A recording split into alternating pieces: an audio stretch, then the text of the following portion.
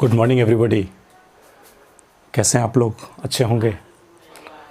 आज आप लोगों को बोर्ड के लिए जो ऑब्जेक्टिव क्वेश्चन पूछे जाते हैं, कई बार पूछा गया है 5 कंपाउंड को लेकर के, NaCl, CaCl, ZnS, Na2O और CF2।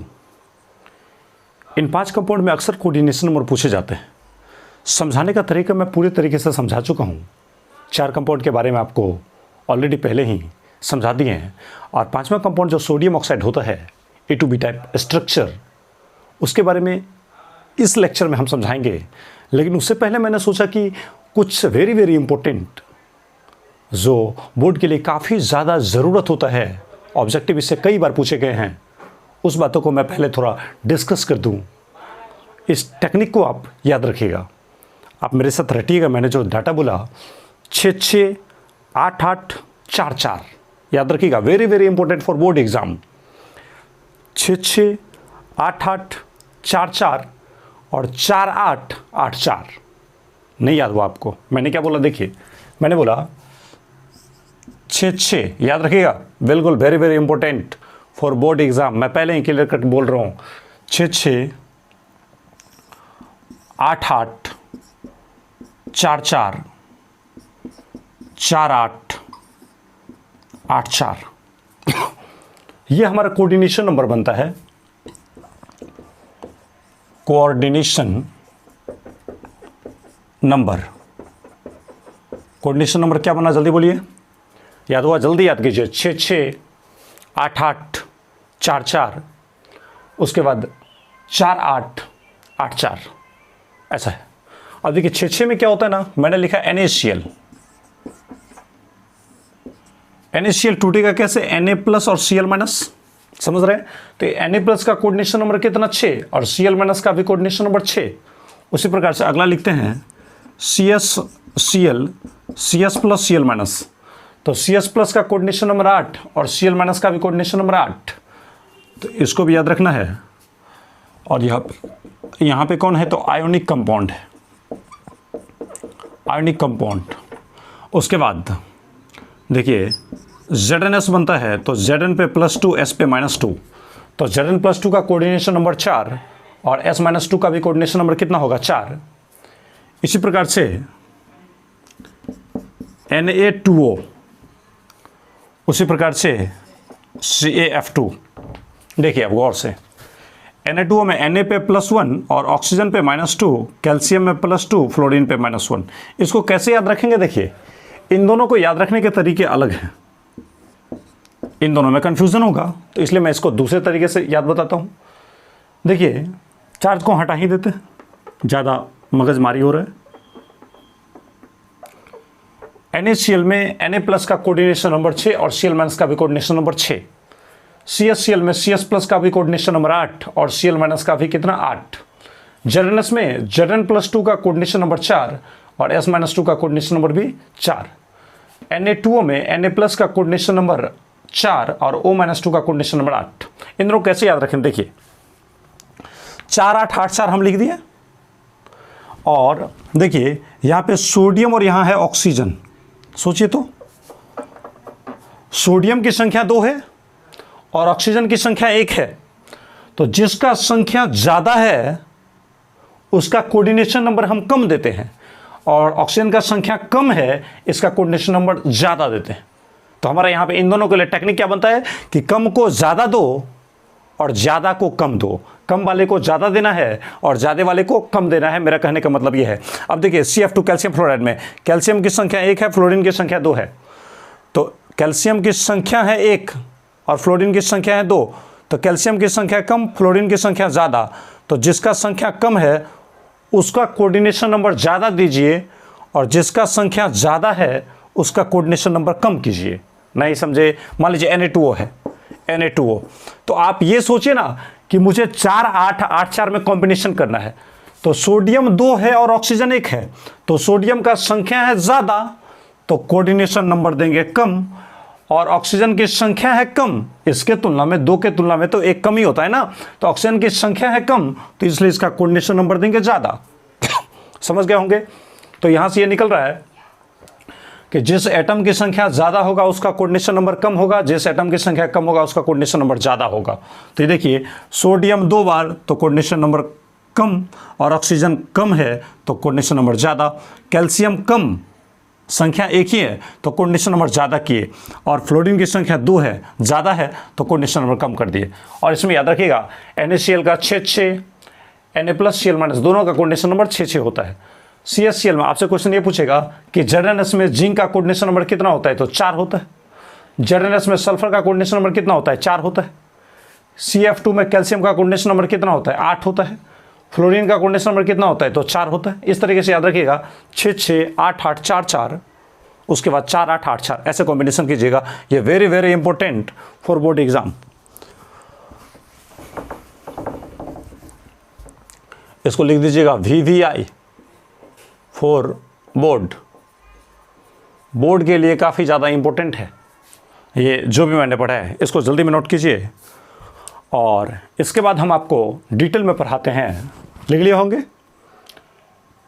ये आयनिक कंपाउंड का कोऑर्डिनेशन नंबर था 6 6 8 8 4 4, याद रखिएगा 6 6 8 8 4 4 4 8 8 4। और NaCl CSCl ZnS ऐसे याद रखेंगे, Na2 CF2। इन दोनों को तो कम ज़्यादा कम करके आप सेटल कर दीजिएगा, इन तीनों का याद रखिएगा।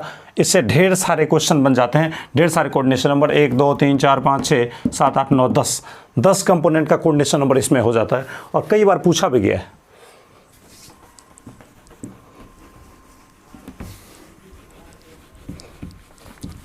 अब देखिए हम यहाँ पे मेनली स्टडी करेंगे किसके बारे में, तो anti fluoride type structure. Heading डालिएगा anti fluoride A to B type structure. Anti fluoride type structure या इसी को बोलते हैं A to B type structure. Example इसका है Na2O K2O, ऐसे होता है। अब देखिए इस Na2O को अगर हम तोड़ते हैं, ये टूटता है Na2O किसमें, देखिए मैं इस एग्जाम्पल को लेके आगे भाग रहा हूँ और यहीं से अपनी पढ़ाई को जारी करता हूँ। Na2O टूटता है Na+ और O-2 में। ये जो Na2O है, तो देखिए यहाँ पे सोडियम 1 है, तो इसका वैलेंसी यहाँ डालिए, इसका वैलेंसी यहाँ दीजिए। बच्चे वाले क्लास में आप पढ़े होंगे कि वैलेंसी को एक्सचेंज किया जाता है आयनिक कंपाउंड बनाने के लिए। तो जैसे ये Na+1 है, O पे -2 है, तो इस चार्ज को, इस +1 को यहाँ डालिए और इस -2 को यहाँ दीजिए, तो यह बन जाएगा Na, और यहाँ से 2 आएगा और यहाँ O है तो यहाँ से 1 जाएगा, तो Na2O बन जाएगा। तो इसका वैलेंसी यहाँ डालिए, इसका वैलेंसी यहाँ दीजिए, एक्सचेंज करते हैं, वैलेंसी एक्सचेंज। तो Na पे क्या आएगा, +1 आएगा, प्लस लिखें या +1 लिखें कोई फर्क नहीं पड़ता है। और ऑक्सीजन पे कितना आएगा, -2 आएगा। इसका भी ऑक्टेट कंप्लीट हो चुका है और इसका भी ऑक्टेट कंप्लीट हो चुका है। अब देखिए आप देख रहे हैं इसमें एक चीज़ कि सोडियम पे पॉजिटिव चार्ज है, इसका मतलब सोडियम क्या है, कैटाइन है, और ऑक्सीजन ये ऑक्साइड आयन जो है ये अपने आप में एनाइन है।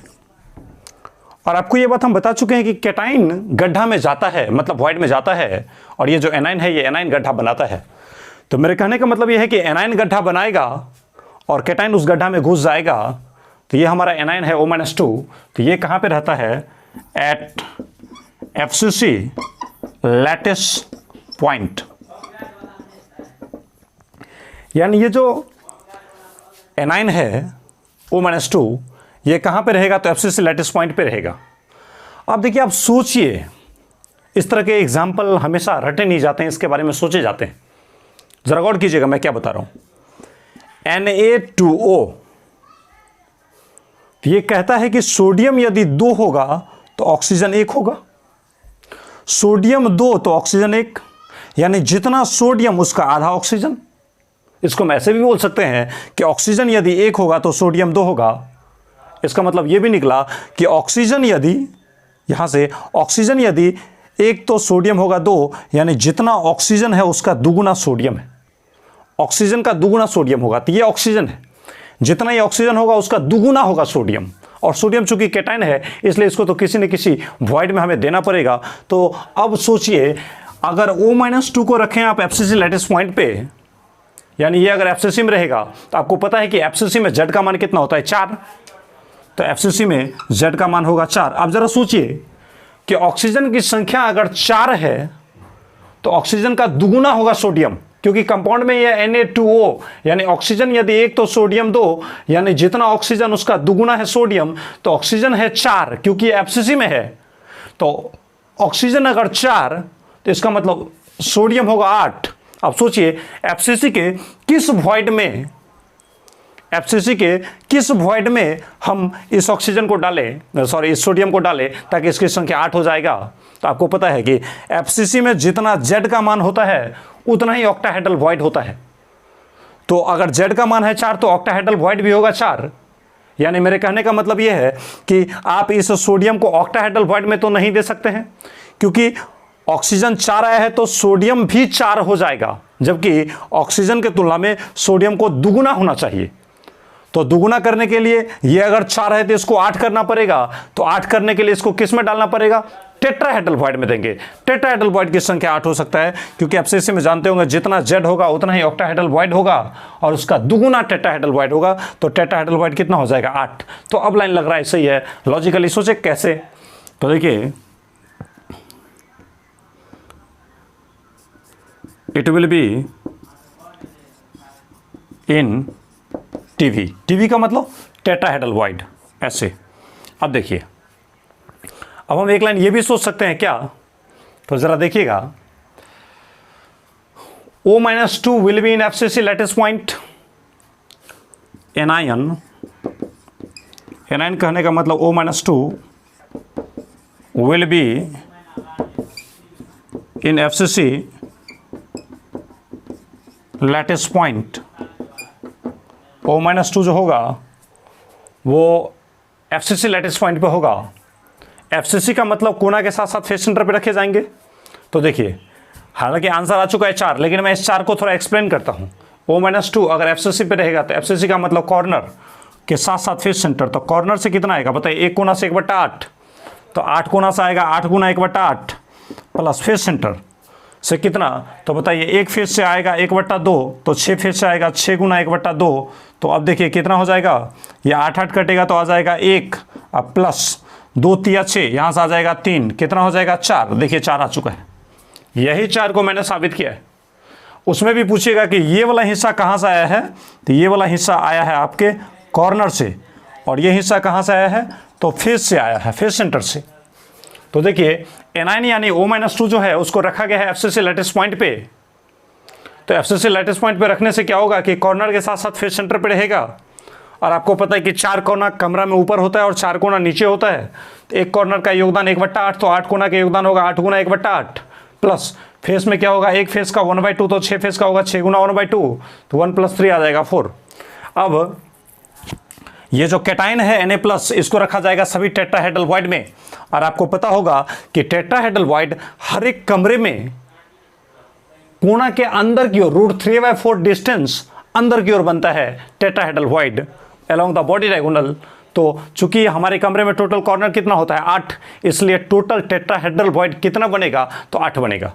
तो हम यहाँ पे एक लाइन लिख सकते हैं कि कैटायन जो है यानी Na+ जो है ये will be in all tetrahedral void, और टेट्राहेड्रल वॉइड में रहेगा तो बताइए टेट्राहेड्रल वॉइड की संख्या कितना होता है, तो 8 होता है। इसका मतलब देखिए Na+ का संख्या हो चुका है 8 और O-2 का संख्या हो चुका है 4। समझ रहे क्या, तो कंपाउंड का फॉर्मेशन हो सकता है यहां से। चलिए इसको नोट कीजिए, मैं मिटा देता हूं, जल्दी में नोट कीजिएगा।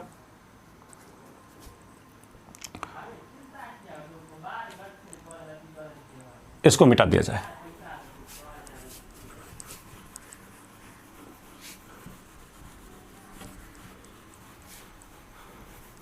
अब देखिए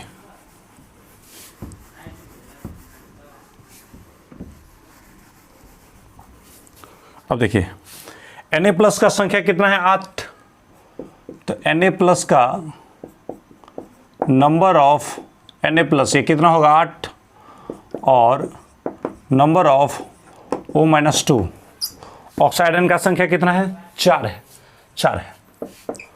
तो देखिए इससे फार्मूला क्या बनेगा, देखिए तो 1 सोडियम पे 1 प्लस तो 8 सोडियम पे 8 प्लस, यानी टोटल पॉजिटिव हो गया 8 प्लस 8 और 1 ऑक्सीजन पे 2 माइनस, तो 4 ऑक्सीजन पे 4 दूनी 8 माइनस, तो ऑक्सीजन हो गया -8। अब आप ही बताइए पॉजिटिव 8 और नेगेटिव 8 मिला के कितना होगा 0, यानी हमारा न्यूट्रल कंपाउंड का फॉर्मेशन यहाँ से हो सकता है। अब कितने मॉलिक्यूल रहेंगे हमारे एक यूनिट सेल में, अगर हमें ये निकालना है तो हम इसको ऐसे बना सकते हैं, सोडियम है 8 तो सोडियम लिख दिया 8, ऑक्सीजन है 4 तो ऑक्सीजन लिख दिया 4। अब इसको अगर सॉल्व किया जाए तो आप देख सकते हैं 4 और 8 में कॉमन कितना आएगा 4 आएगा, तो 4 को यदि कॉमन ले लिया जाए तो क्या बन जाएगा Na2O1 ऐसा बन जाएगा Na2O। यानी एक यूनिट सेल में 4 मॉलिक्यूल होते हैं सोडियम ऑक्साइड के, एक यूनिट सेल में सोडियम ऑक्साइड के कितने मॉलिक्यूल होते हैं 4 मॉलिक्यूल हो सकते हैं, यानी देयर आर 4 फार्मूला यूनिट्स। हम लिख सकते हैं यहां पे there are 4 formula units of Na2O in 1 unit cell, यानी एक यूनिट सेल में टोटल 4 फार्मूला यूनिट होते हैं, ऐसा लिखा है मैंने। अब देखिए इसका मतलब Na2O का Z का मान कितना हो जाएगा, तो Z का मान हो जाएगा 4। सोडियम ऑक्साइड का 4 मॉलिक्यूल एक यूनिट सेल में हो सकता है, यहां पे आपको देखने को मिल रहा है। अब देखिए यानी इस सोडियम ऑक्साइड के लिए टोटल मॉलिक्यूल कितने हो गए 4, यानी Z का मान कितना हो चुका है 4, ऐसा मैंने लिखा। अब एक लाइन सोचिए कि टेट्राहेड्रल वॉइड का कोऑर्डिनेशन नंबर कितना होता है 4। टेट्राहेड्रल वॉइड तो वो वॉइड होता है जो कि 4 गोले से घिरे होते हैं, यानी टेट्राहेड्रल में जो भी जाएगा उसका कोऑर्डिनेशन नंबर कितना 4 हो जाएगा। तो टेट्राहेड्रल वॉइड में कौन गया है Na+ गया है, इसलिए Na+ का कोऑर्डिनेशन नंबर कितना हो जाएगा 4। तो मैं इस लाइन को लिख देता हूं कि कोऑर्डिनेशन नंबर ऑफ, चूंकि Na+ गया है टेट्राहेड्रल वॉइड में और आप वॉइड में जाके देखिए तो टेट्राहेड्रल वॉइड का कोऑर्डिनेशन नंबर 4 होता है, इसलिए Na+ का भी कोऑर्डिनेशन नंबर क्या हो जाएगा 4 हो जाएगा। तो हम यहां से एक लाइन लिख सकते हैं कोऑर्डिनेशन नंबर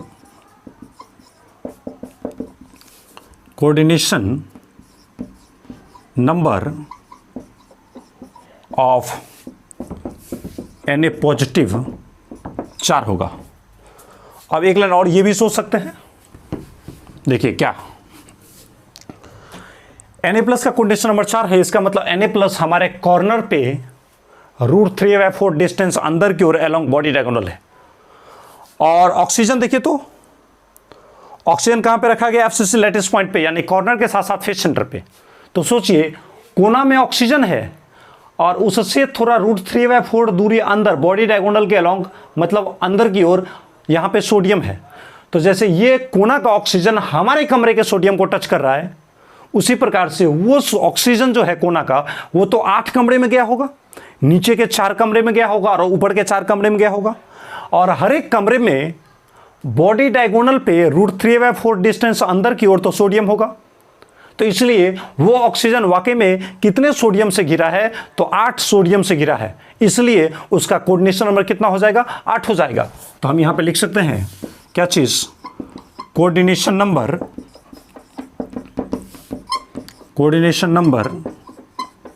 ऑफ O-2 ये कितना हो जाएगा, तो 8 हो जाएगा। इस चीज को आप नोट कीजिए। और एक लाइन फिर से यहां से निकल सकता है, टचिंग कंडीशन का अगर फार्मूला हम यहां से डिराइव करने की कोशिश करें तो देखिए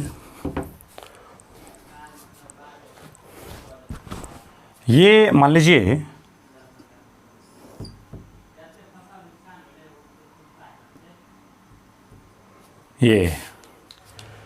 ये क्या है, तो मान लीजिए टीवी है, टेट्राहेड्रल वॉइड है, और यहाँ पे कौन है, मान लीजिए कॉर्नर है, ऐसे सोचिए, और कॉर्नर से टेट्राहेड्रल वॉइड के बीच की दूरी कितना है, √3/4, और कॉर्नर पे कौन होगा, एनाइन, यहाँ पे होगा बड़ा वाला, एनाइन का साइज थोड़ा बड़ा होता है, तो यहाँ पे होगा एनाइन, एनायन, और देखिए इस टेट्राहेड्रल वॉइड में कौन होगा, तो होगा कैटायन। और देखिए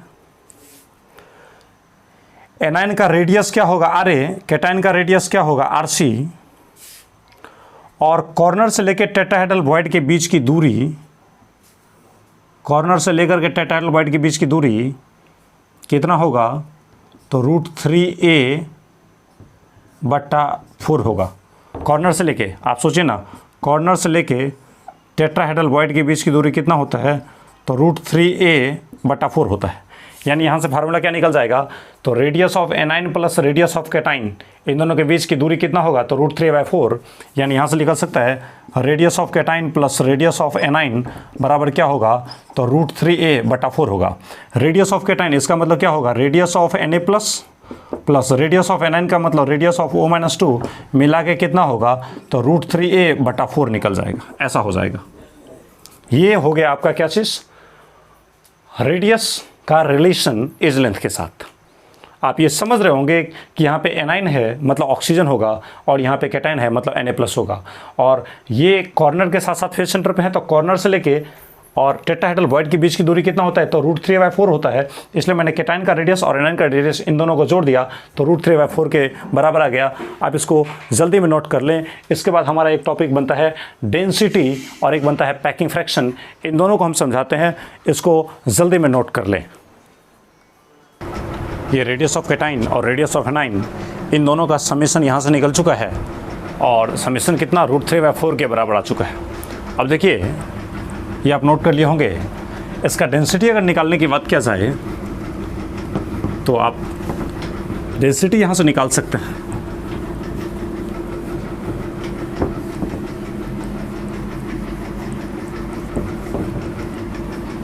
डेंसिटी चाहें तो आप लिख सकते हैं, कैसे, देखिए आप जानते हैं कि डेंसिटी बराबर क्या होता है, तो मास बट्टा में क्या होता है, वॉल्यूम। तो मास कितना होगा, Z × m/Na, और वॉल्यूम क्या होगा, AQ।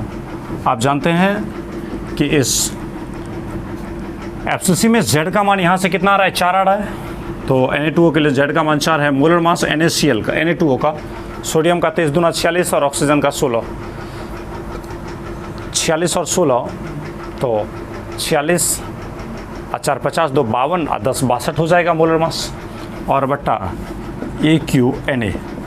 बस हो गया इसी के डेंसिटी का एक्सप्रेशन, यही हो जाएगा डेंसिटी का एक्सप्रेशन, नोट कर लीजिए। इसके बाद हम आते हैं पैकिंग फ्रैक्शन पे। पैकिंग फ्रैक्शन में देखिए हम क्या करेंगे, सोडियम की संख्या 8 है, ऑक्सीजन की संख्या 4 है, इसको याद रखिएगा। कैटाइन का संख्या क्या है, 8 है, और एनाइन का संख्या 4 है। बस निकल जाएगा पैकिंग फ्रैक्शन आसानी से।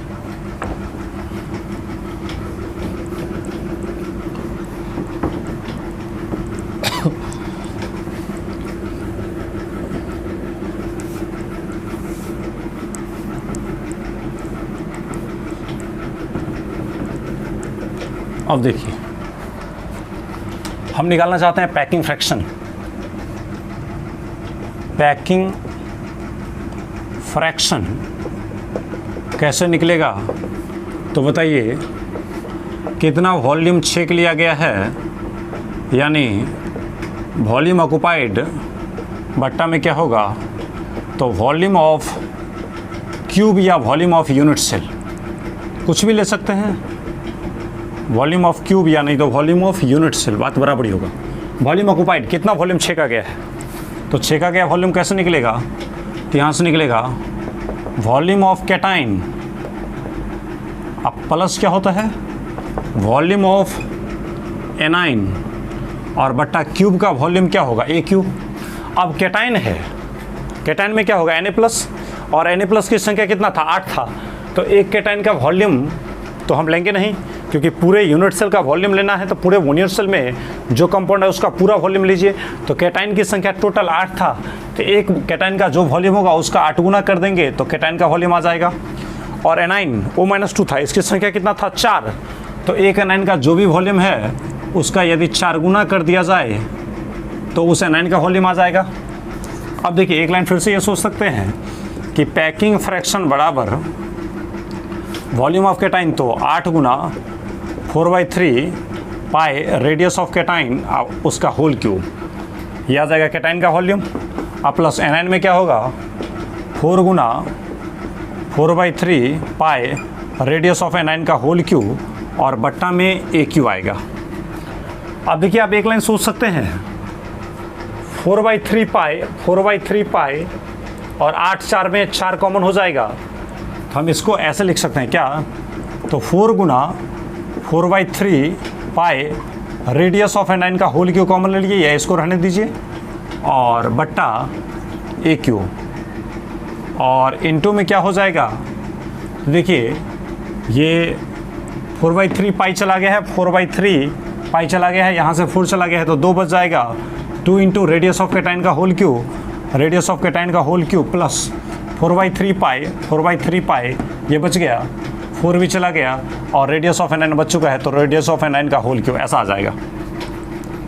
अब देखिए इसको अगर सॉल्व किया जाए तो हम ऐसे कर सकते हैं, पैकिंग फ्रैक्शन बराबर क्या लिख सकते हैं, तो 4 इंटू 4/3 पाई, और एनाइन को रखा गया है इस बार FCC लेटेस्ट पॉइंट पे, इसलिए मैंने एनाइन को ही कॉमन ले लिया।